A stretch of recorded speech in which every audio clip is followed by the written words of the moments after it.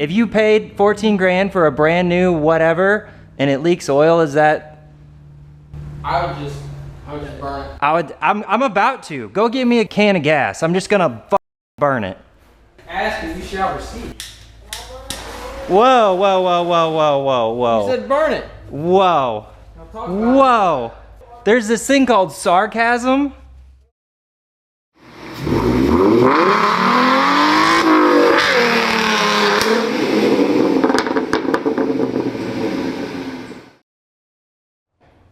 Hello and welcome back to Speed Freak Garage, home of power sports on YouTube.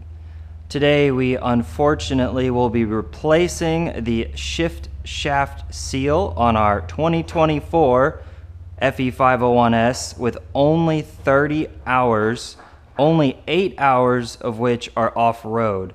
So brand new bike, oil leak straight from the factory. I could go on for an hour, but we're just gonna go ahead and get the job started. So the first thing you need to do is lay the bike down. You could also do this during an oil change so that you don't have to lay the bike down if there's no oil in it. So there's a transmission right there. Ooh, that was close. Okay, got the bike laid down on its side.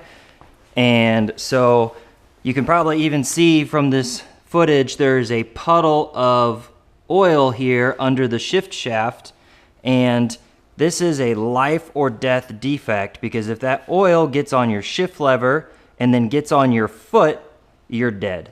So we're gonna get this replaced. I ordered 2 different types of tools, just a simple lever and pivot seal removal tool, and then I ordered a much more fancy, and this side.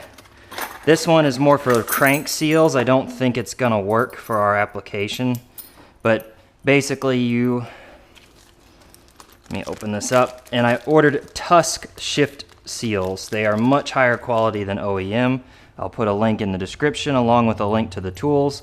So basically what you try to do is you get this hooked in under the seal without scratching the shaft or the mating surface on the bike. It's not really easy to do. I am pretty confident our crank seal puller is not gonna work. So we're gonna start by trying this guy. Okay. Take this off.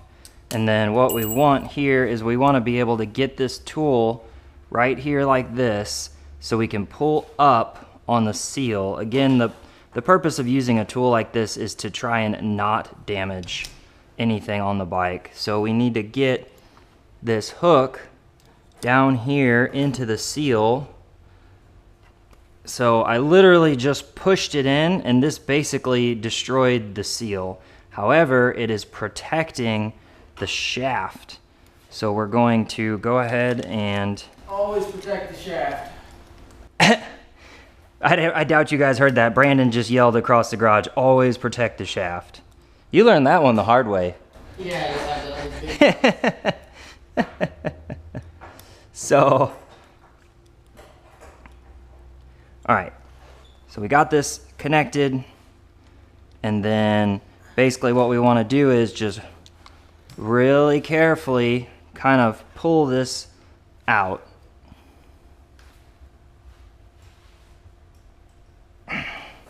Just want to be careful you're not going to scratch. Oh, fuck. Well, that's Amazon for you. The tool just broke. Okay, so we're going to try the slightly larger hook, which I'm going to guess is not going to be so friendly trying to get it in there. Okay. We got the larger hook in there and it still is not, it's not fitting great. I mean, this is a really tiny seal and I'm sure there's some kind of super special tool that you can buy, probably from Husqvarna, because apparently on searching this issue, this has been going on for over 15 years on every single new bike they've ever made. Yeah, Brandon laughed. It's a very common defect for these douches, so All right, we're gonna try again here. Just gonna really carefully pull straight up. Okay, and the seal is out. So you can see where the tool kind of hooked and pulled, and we didn't damage or scratch anything else in here. Okay, so now there are two different possibilities as to why this was leaking. There could have been a leak around the exterior of the seal, around the metal ring, either a scratch or a machining defect or dirt, or there could have been a leak from the inner rubber seal, either a machining defect on the shaft, or when they installed it, they just half-assed the job like they did on the rest of the bike. So what we're gonna do is we're gonna try and get in there and clean this out really good. And I already sprayed it down with brake cleaner when I was trying to diagnose the issue. So you don't wanna like knock dirt in here, because not only are you knocking dirt into this bearing, but you are potentially damaging the sealing surfaces, both inside and outside. So we are cleaning it up really good, and you can see it is pretty dirty. So now man, it's actually really dirty in there. I'm gonna try and get in carefully with this little tool here. I'm gonna cover it with the towel, and then I'm gonna kind of get in here and just clean out this surface. Okay. Yeah, look at that. Look at all that. There's little metal shavings and everything that are coming out. So my guess is these fuckers didn't clean it up correctly after machining it. So in order to prevent this from leaking again, not only is the Tusk seal higher quality, but we are going to take some additional precautions.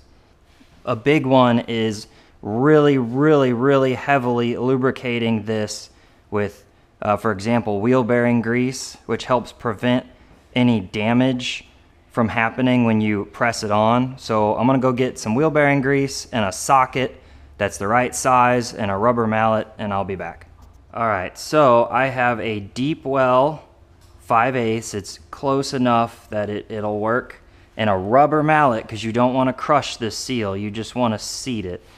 And so before we do any of this, we are going to literally lube the shit out of the inside of the seal with wheel bearing grease.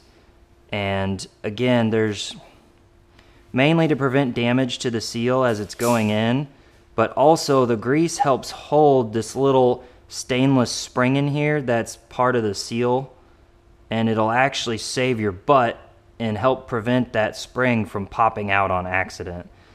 So we're literally like, I mean, we don't want any grease on the outside surface of this because it's a press fit seal, but everywhere else we're gonna get nice and greased up.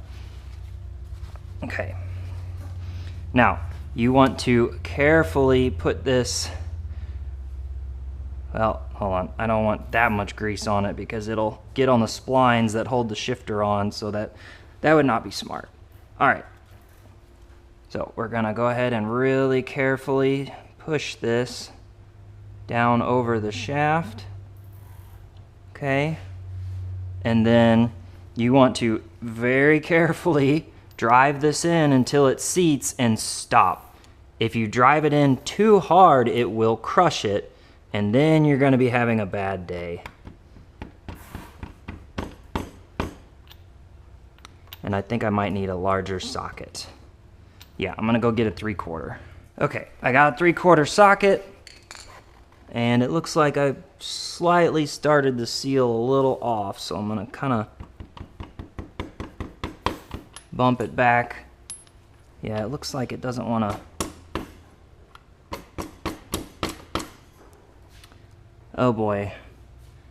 It's going in sideways. That's not good. Fuck. Ah, shit. This is why I bought 2 of these.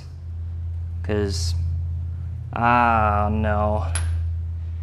Fuck. I just fucked this seal up. It went in, it's probably hard to see on camera, it went in sideways.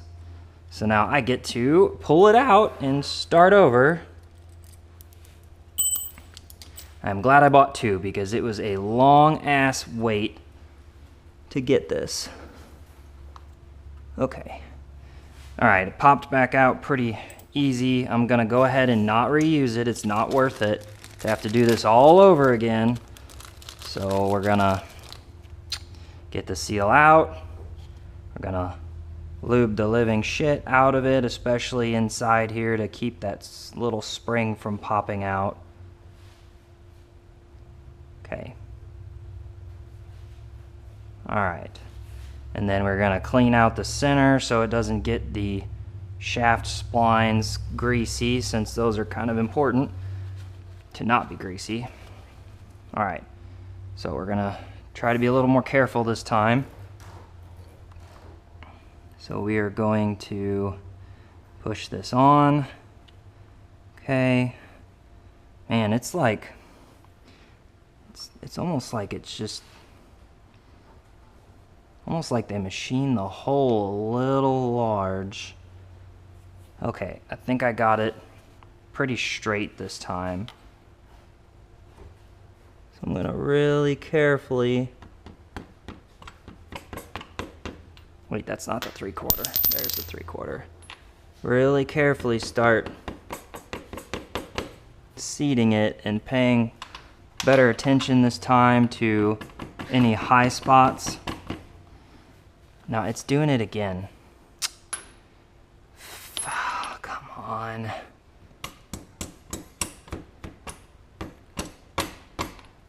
Okay, it's kind of going, nope, it's still trying to go in sideways. What the This is frustrating.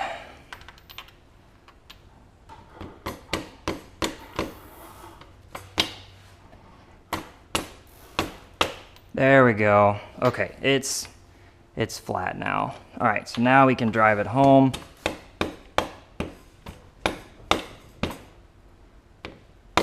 And again, you want to seat it.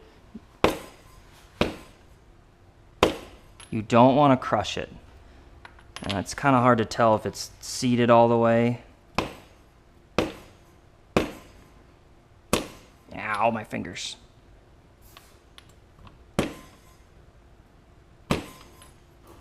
Okay, I am pretty damn happy with that. I'll let it sit overnight before I put the shifter back on to make sure no more oil's coming out.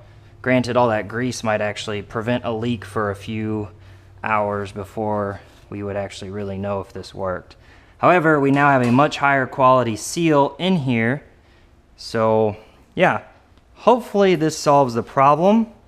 Thank you guys for watching. If you also have a brand new bike with a leaking shift shaft seal, then leave a comment, because we can have like a whole little discussion about how ridiculous it is for it to be leaking oil brand new out of the factory for 14 grand.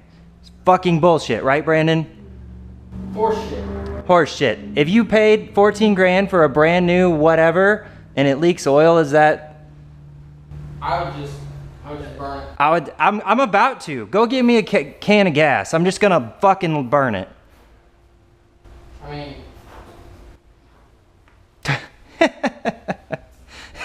ask and you shall receive. Ask and you shall receive. Whoa, whoa, whoa, whoa, whoa, whoa, whoa. You said burn it. Whoa. Whoa. Whoa. There's this thing called sarcasm. Man, he about set the gas tank on fire. Anyway, Brandon, thank you so much for helping today. No problem. We'll see you guys next time.